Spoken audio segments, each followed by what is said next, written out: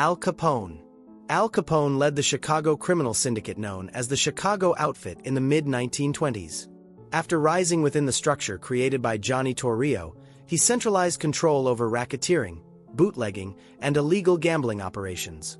The main revenue came from the illegal production and distribution of alcohol during Prohibition. According to federal authorities, the organization's annual income exceeded $100 million by the end of the decade. The structure consisted of separate units responsible for logistics, enforcement, bribery of officials, and financial accounting. The sphere of influence covered Chicago and its suburbs, expanding into parts of Illinois and neighboring states. Control was maintained through systematic violence and corruption within the police and city administration. Conflict with the North Side group of George Moran led to the St. Valentine's Day Massacre in 1929, strengthening the syndicate's dominance. Federal authorities focused on financial violations. In 1931, Capone was convicted of tax evasion and received 11 years of imprisonment. He served his sentence in the federal prison in Atlanta and in Alcatraz. Due to deteriorating health, he was released early in 1939. He died in 1947 in Florida from complications of syphilis. His organization continued operating after the loss of its leader, Pablo Escobar. Pablo Escobar was the head of the Medellin cartel, operating in Colombia from the late 1970s until 1993. The organization controlled the full cocaine business cycle: production in the Andes, transportation through Panama, the Caribbean region, and Mexico, and wholesale distribution in the United States. At its peak, the cartel supplied up to 80% of the cocaine on the American market. Estimated annual revenue exceeded $20 to $25 billion. The structure consisted of autonomous cells responsible for logistics, finance, enforcement, and bribery of officials. Control was maintained through a system of bribes and violence, including the murders of judges, prosecutors, police officers, and politicians. In 1989 to 1992, the conflict with the state escalated into open war. The bombing of Avianca Flight 203 and the attack on the DAS building were carried out. At the same time, a conflict with the Cali cartel continued over routes and influence. In 1991, Escobar surrendered to authorities under the condition of confinement in his own prison, La Catedral, from which he continued to direct operations. After an attempted transfer, he escaped. On December 2, 1993, he was killed during an operation by the Colombian police with support from U.S. special units. Criminal proceedings against him were terminated due to his death. Joaquin El Chapo Guzman. Joaquin Archivaldo Guzman Lora, known as El Chapo, led the Sinaloa cartel, one of the largest drug trafficking structures in the world. The organization operated as a network of autonomous cells with centralized strategic leadership. Main activities: production and smuggling of cocaine, heroin, methamphetamine, and marijuana into the United States, as well as money laundering. The geography of influence covered Mexico, U.S. border states, Central and South America, and routes across the Pacific Ocean. According to investigative estimates, the cartel's annual turnover reached several billion dollars. The structure included logistics units, armed security groups, corrupt officials, and financial channels. Control was enforced through bribery, intimidation, and physical elimination of competitors. The cartel engaged in conflicts with the Juarez and Los Zetas groups, as well as with Mexican federal forces. Guzman was first arrested in 1993 in Guatemala, extradited to Mexico, and convicted. In 2001, he escaped from a maximum security prison. In 2014, he was detained again. In 2015, he carried out a second escape through an underground tunnel. In 2016, he was re-arrested and extradited to the United States.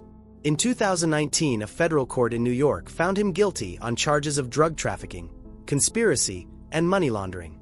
He was sentenced to life imprisonment without parole. He is held at the federal prison ADX Florence in Colorado. Carlo Gambino. Carlo Gambino was the boss of the Gambino crime family, one of the 5 families of Cosa Nostra in New York. After an internal coup in 1957, he removed Albert Anastasia and established control over a structure with a clear hierarchy: boss, underboss, consigliere, capo regime, and soldiers. The family controlled racketeering in the ports of New York and New Jersey, construction unions, trucking, illegal gambling, loan sharking, extortion, and partly narcotics trafficking through affiliated crews. Its influence extended to New York, New Jersey, Florida, and connections with mafia structures in Sicily. According to federal estimates, the family's annual illegal revenues in the 1960s, 1970s reached tens of millions of dollars. Gambino maintained balance among the five families, avoiding open wars, but took part in the conspiracy against Vito Genovese and strengthened his position through the Cosa Nostra Commission. He minimized publicity, avoided direct orders regarding narcotics, and used intermediaries to distance himself from crimes. In 1970, he was convicted of tax evasion and received a short prison sentence, which he effectively did not serve due to health reasons. Most serious charges against him did not result in convictions. He died in 1976 at his home on Long Island of natural causes. After his death, control of the family passed to Paul Castellano. Lucky Luciano. Charles Lucky Luciano was a key figure of the American Mafia and headed the organization known as the Genovese family, which was part of the Cosa Nostra structure in the United States. In the 1930s, he initiated the reorganization of New York Mafia clans by creating the Commission, a coordinating body for resolving conflicts among the five families of New York. The structure provided a clear hierarchy: boss, underboss, consigliere, capo regimes, and soldiers. Main revenue sources included control of prostitution, illegal gambling operations, racketeering, alcohol smuggling during Prohibition, and narcotics trafficking. According to law enforcement estimates, prostitution profits in New York reached tens of millions of dollars per year. Luciano's influence extended to New York, New Jersey, Florida, and contacts in Europe and Cuba. He eliminated rivals during the Castellamarese War and facilitated the murders of Joe Masuria and Salvatore Maranzano. In 1936, he was convicted for organizing a prostitution network and sentenced to 30 to 50 years in prison. During World War II, he cooperated with U.S. authorities regarding port security, after which in 1946 he was deported to Italy. He continued to influence criminal operations through international contacts. He died of natural causes in 1962 in Naples without returning to the United States. John Gotti. John Gotti was the head of the New York-based Gambino crime family, one of the five families of Cosa Nostra in New York City.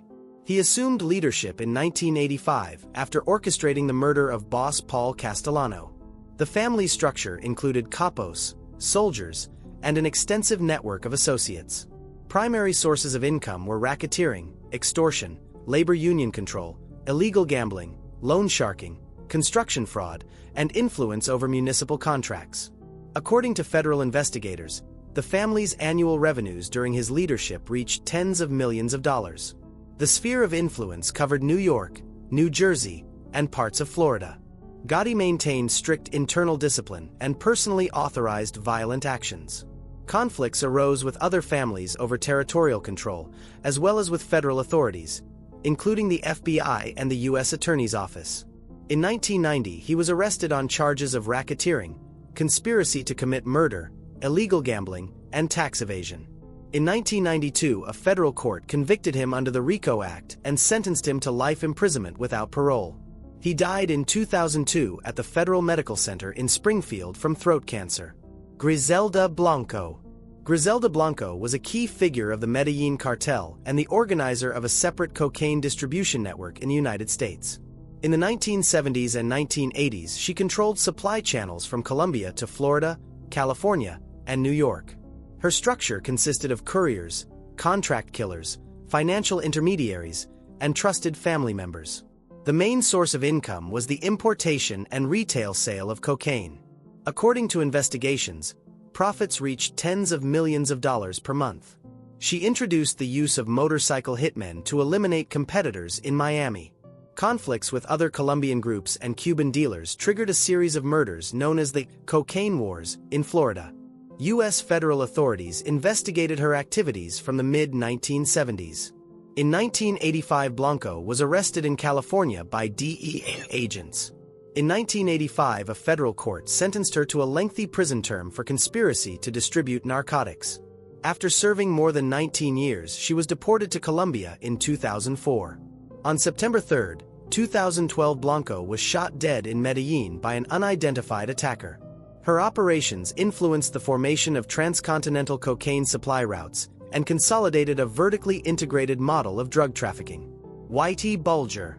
James Whitey Bulger led the Boston-based Irish mafia structure Winter Hill Gang during the 1970s, 1990s. The organization operated in Massachusetts, controlling South Boston and adjacent areas. Its primary activities included racketeering, bookmaking, drug trafficking, loan sharking, and extortion. The structure consisted of a core of trusted enforcers and a network of subordinate operators. Bulger coordinated financial flows and authorized violent operations. According to investigators, the group generated millions of dollars annually. Exact sums were not established, but the scale of income sustained an extensive bribery system. Bulger cooperated for years with the FBI as an informant against the Italian-American mafia, securing protection from prosecution and leverage in conflicts with the Patriarca crime family. Simultaneously, he organized the murders of rivals and witnesses. He was linked to at least 11 killings. In 1995, after exposure of his relationship with FBI agent John Connolly, Bulger fled and remained a fugitive for 16 years. He was arrested in 2011 in California. In 2013, a federal court sentenced him to 2 consecutive life terms plus 5 years without parole. In 2018, he was killed by other inmates in a federal prison in West Virginia. Semion Mogilevich. Semion Mogilevich was an organizer of a transnational criminal network linked to the so-called Solntsevskaya structure and separate groups of the Russian and Ukrainian mafia. In the 1990s, he coordinated financial operations through companies in Russia, Ukraine, Hungary, Israel, and the United States. Main areas of activity: money laundering, securities fraud, control of gas contracts, tax evasion schemes, racketeering, arms trafficking. Through controlled banks and offshore entities, operations involving hundreds of millions of dollars in illicit capital were conducted. In the United States, he was suspected of stock fraud involving IBM Magnex, which attracted more than $150 million in investments. The network had influence in Moscow, Kiev, Budapest, Prague, and Tel Aviv. Control was maintained through trusted associates, financial intermediaries, and ties with corrupt officials. The FBI placed him on its most wanted list in 2009. In 2008, he was arrested in Moscow on suspicion of tax evasion but later released. U.S. charges remained in force. However, extradition did not occur. According to the latest public data, he is not serving a sentence and resides in Russia. Dawood Ibrahim. Dawood Ibrahim is the founder and leader of D Company, formed in the 1980s in Mumbai.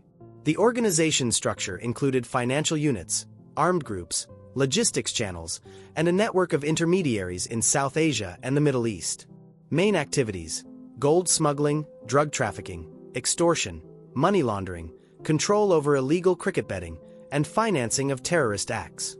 After the 1993 Mumbai bombings, which killed more than 250 people, Indian authorities accused D Company of organizing the attacks jointly with Pakistani structures.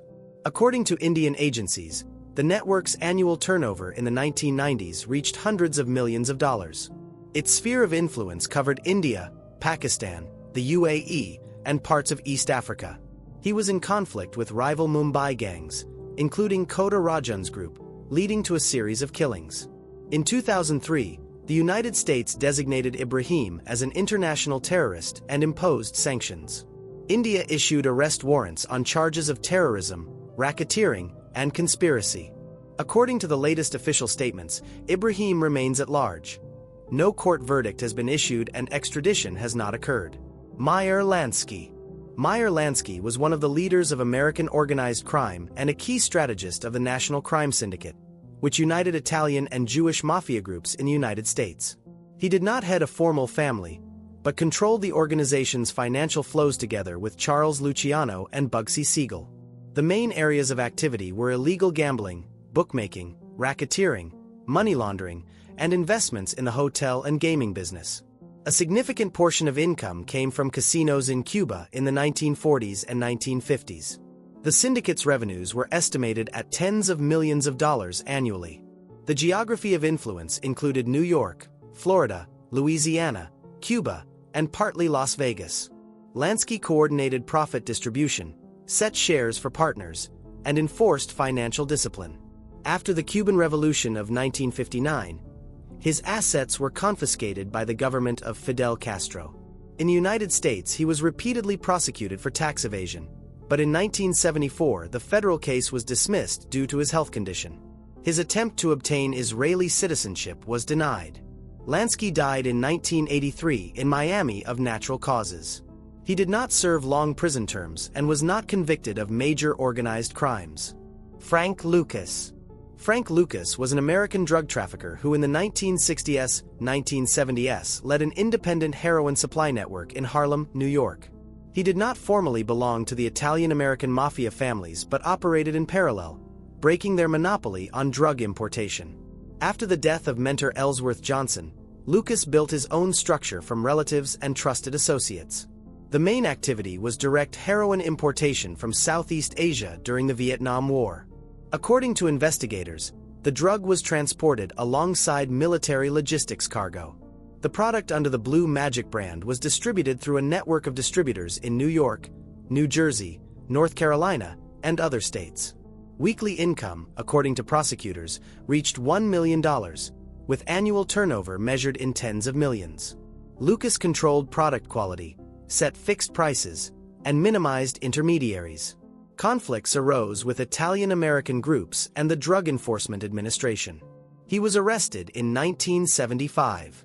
In 1976, a court sentenced Lucas to 70 years in prison. After cooperating with authorities, his term was reduced and he was released in 1981. He was convicted again in 1984 for drug trafficking. He died in 2019 of natural causes.